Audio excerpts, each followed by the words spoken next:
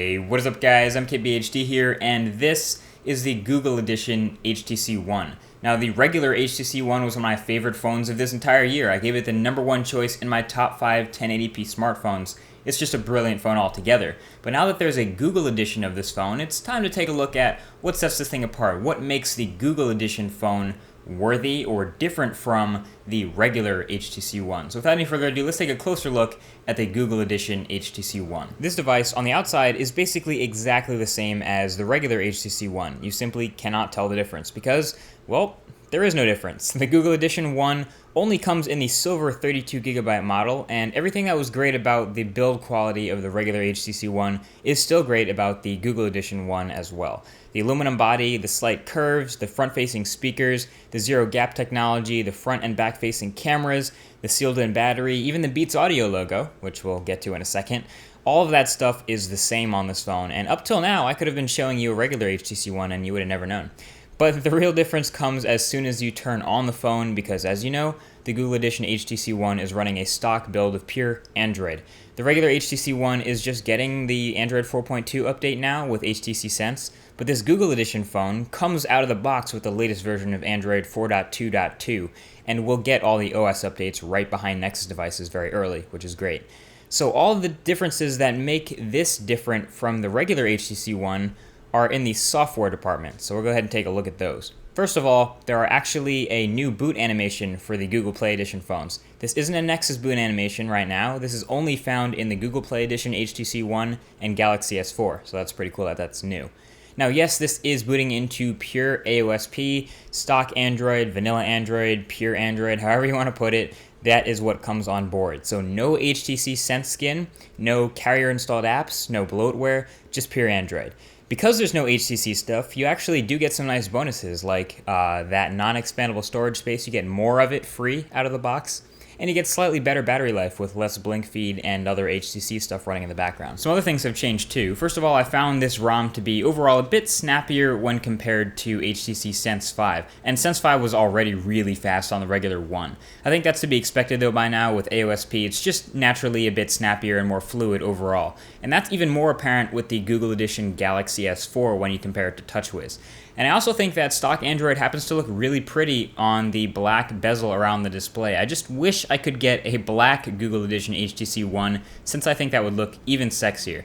Now, of course, HTC Sense isn't all bad. In fact, some of the HTC One's hardware specifically depended on optimizations from Sense to be good. The speaker and the camera. Now, the speakers are already huge, but like I mentioned earlier, the Google Edition One still has a Beats Audio logo on the back. And you're actually going to find in the sound settings a Beats Audio toggle. So this device still has a dedicated separate audio amplifier inside for those massive speaker drivers, and they've chosen to continue to label it Beats Audio. Whether or not you decide to use it is up to you. Have a listen to the difference in the sound it makes.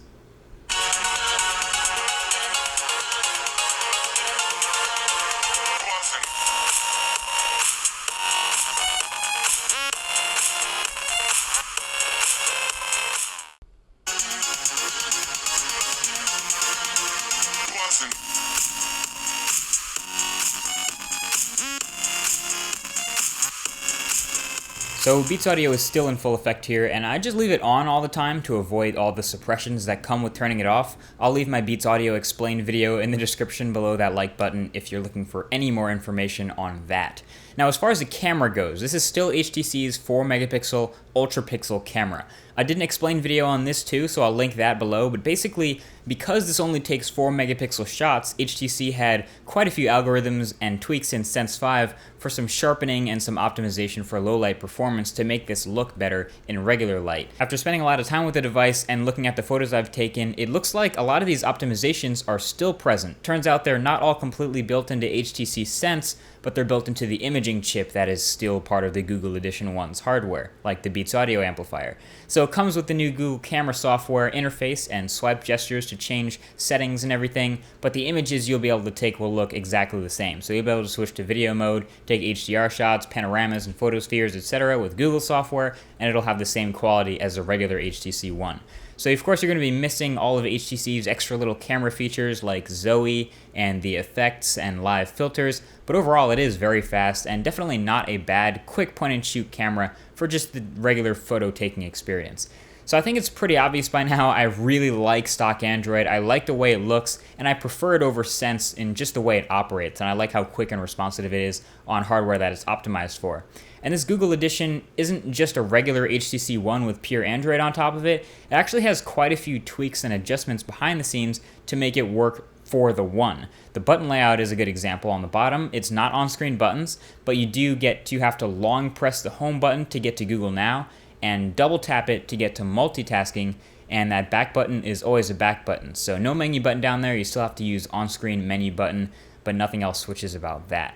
The bottom line here is it works. It has all of those delicious hardware specs that make the HTC One the flagship of the year for HTC, minus that infrared port. So at the end of the day, I really like the Google Edition HTC One. There were some initial concerns about whether or not stock Android would run fine on it, but like we said, there are some little behind-the-scenes improvements to stock Android that make this run really well on the One.